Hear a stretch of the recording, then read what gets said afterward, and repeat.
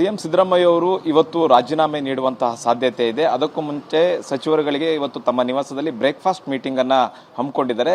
Breakfast ಮೀಟಿಂಗ್ಗೆ ಈಗ ಸಚಿವರಾದ HK. Patil ಅವರು ಹೇಳ್ತಿದ್ದಾರೆ, ಸರ್ ಸಿದ್ದರಾಮಯ್ಯ ಅವರು ರಾಜೀನಾಮೆ ನೀಡುವಂತ ವಿಚಾರ ಗುಟ್ಟಾಗಿ ಉಳಿದಿಲ್ಲ, ಇವತ್ತು ರಾಜೀನಾಮೆ ಕೊಡ್ತಾರೆ ಅಥವಾ ಯಾವತ್ತು ಕೊಡ್ತಾರೆ ಅಂತ ಅದು ಗೊತ್ತಿಲ್ಲ. ಇವತ್ತು ನಮ್ಮನ್ನ ಚಹಾಪಾನಕ್ಕೆ ಕರೆದಿದ್ದಾರೆ.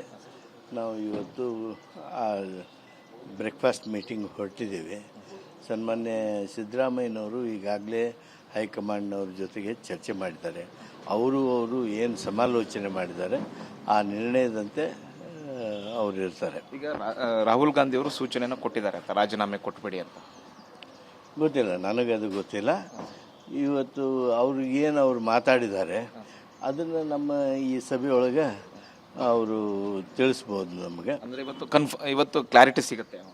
ಇವತ್ತು ಕ್ಲಾರಿಟಿ ಸಿಗುತ್ತೆ, ಇವತ್ತು ನಮಗೆ ಮಾಹಿತಿ ಸಿಗುತ್ತೆ. ಇಲ್ಲಿವರೆಗೆ ನಿಮ್ಮದೇ ಮಾಹಿತಿ. Okay, thank you sir.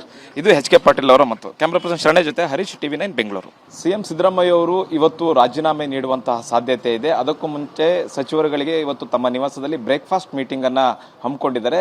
Breakfast ಮೀಟಿಂಗ್ಗೆ ಈಗ ಸಚಿವರಾದ ಎಚ್.ಕೆ. ಪಾಟೀಲ್ ಅವರು ಹೇಳ್ತಿದ್ದಾರೆ, ಸರ್ ಸಿದ್ದರಾಮಯ್ಯ ಅವರು ರಾಜೀನಾಮೆ ನೀಡುವಂತ ವಿಚಾರ ಗುಟ್ಟಾಗಿ ಉಳಿದಿಲ್ಲ, ಇವತ್ತು ರಾಜೀನಾಮೆ ಕೊಡ್ತಾರೆ ಅಥವಾ ಯಾವತ್ತು ಕೊಡ್ತಾರೆ ಅಂತ ಅದು ಗೊತ್ತಿಲ್ಲ. ಇವತ್ತು ನಮ್ಮನ್ನ ಚಹಾಪಾನಕ್ಕೆ ಕರೆದಿದ್ದಾರೆ.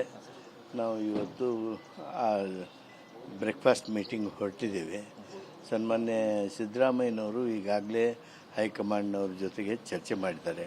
ಅವರು ಏನು ಸಮಾಲೋಚನೆ ಮಾಡಿದ್ದಾರೆ ಆ ನಿರ್ಣಯದಂತೆ ಅವರು ಇರ್ತಾರೆ. ಈಗ ರಾಹುಲ್ ಗಾಂಧಿ ಅವರು ಸೂಚನೆಯನ್ನು ಕೊಟ್ಟಿದ್ದಾರೆ ಅಂತ ರಾಜೀನಾಮೆ ಕೊಟ್ಬಿಡಿ ಅಂತ.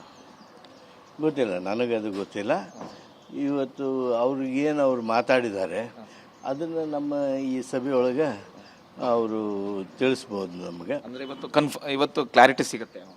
ಇವತ್ತು ಕ್ಲಾರಿಟಿ ಸಿಗುತ್ತೆ, ಇವತ್ತು ನಮಗೆ ಮಾಹಿತಿ ಸಿಗುತ್ತೆ. ಇಲ್ಲಿವರೆಗೆ ನಿಮ್ಮದೇ ಮಾಹಿತಿ. Okay, thank you sir. ಇದು ಎಚ್.ಕೆ. ಪಾಟೀಲ್ ಅವರ ಮತ್ತು ಕ್ಯಾಮ್ರಾ ಪರ್ಸನ್ ಶರಣೆ ಜೊತೆ ಹರೀಶ್, TV9 ಬೆಂಗಳೂರು.